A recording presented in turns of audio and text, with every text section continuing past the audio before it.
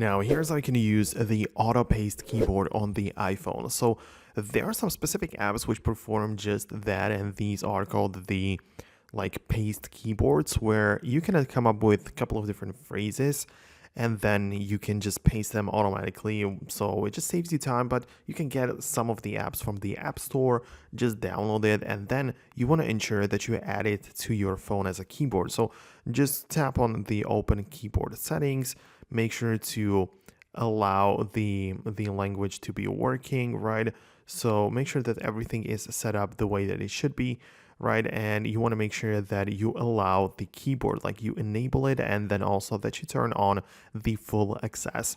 Because when you do so, you have the ability to just add it to your actual keyboard selection, so you can access it anytime you wish. Then inside of this app, you can prepare a couple of different phrases and things you want to paste. So you can choose whichever one you like, and you're going to have a couple of them available at your command, right? So whenever you're using the basic keyboard, right, you can be, for example, inside of your messages or essentially just anywhere else, you're going to be able to access it through this selection.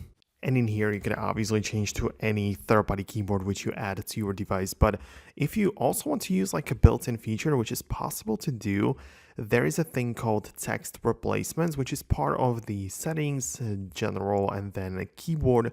And there is the text replacement where you can come up with your own custom phrases and also set and associate an abbreviation for them, for that text, right? So it means that you can easily just type in 3 letters, an entire phrase is going to appear on your keyboard. So this might be very useful as well. It depends on what you want to achieve. So let me know below in the comments if any of these options are good enough for you. So yeah, that's it. Hit the thumbs up, subscribe so you never miss more videos like this one, and I'll see you in the future.